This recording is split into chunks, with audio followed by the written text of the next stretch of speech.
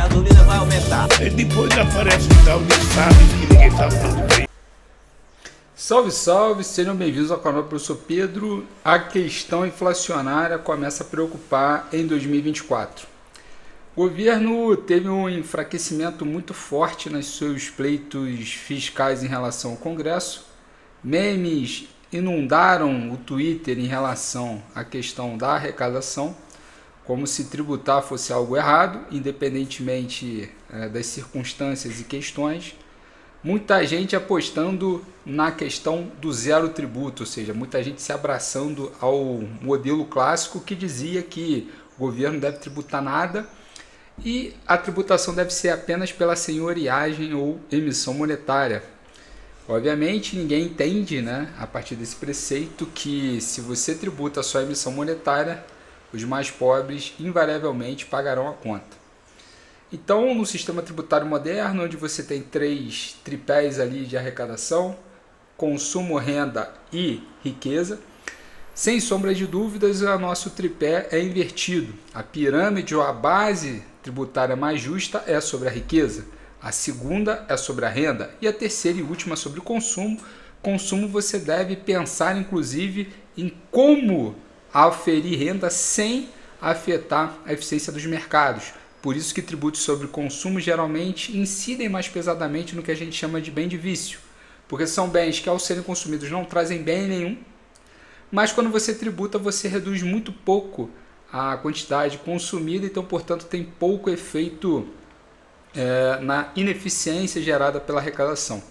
No Brasil, pelo contrário, tributamos tudo, tributamos muito consumo, pouco a renda e muito pouco a riqueza. Então a gente inverte essa pirâmide, não à toa somos um dos países mais desiguais dentre aqueles de renda média. Tributamos alimentos, tributamos remédios, tributamos importações, tributamos blusinhas e a mudança no nosso sistema tributário sobre o consumo, que foi prometido em 2022, ainda na questão eleitoral, foi aprovado em 2023, 2024 ainda naufraga por conta da busca ou sanha pela aprovação política que o PT tem tentado destravar nas suas corridas eleitorais em prefeituras, principalmente as capitais.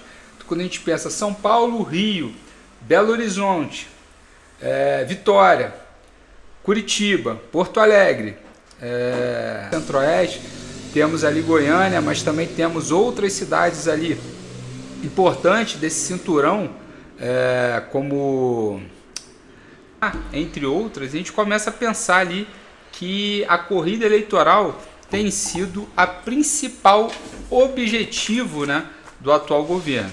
Obviamente todo governo quer ser reeleito.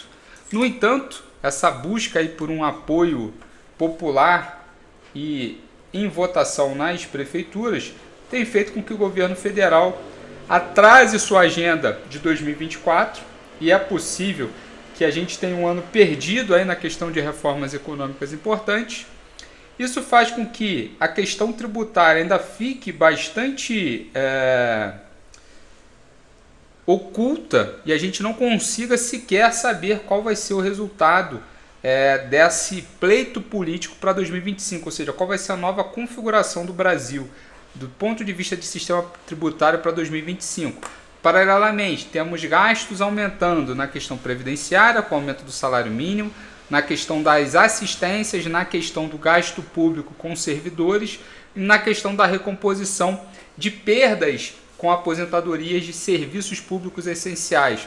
Então tem uma recomposição necessária que pressiona gastos, tem um aumento do salário mínimo que pressiona gastos e não há uma recomposição, sequer uma melhora na racionalidade e no alto grau de complexidade do nosso sistema tributário. Resultado, o Brasil deixa de crescer o potencial que deveria, vamos crescer acima das expectativas, a minha aposta é de crescimento de 2,4%, a inflação provavelmente vai ficar acima dos 4%, poderemos ter uma inflação de 4,2%, a boa notícia na seara inflacionária é que a inflação de alimentos está controlada, mas a questão cambial que influencia em combustíveis, que influencia em bens tradables, ou seja, em commodities, começa a pressionar os demais itens, inclusive de cesta básica, mas também os itens da cesta de consumo.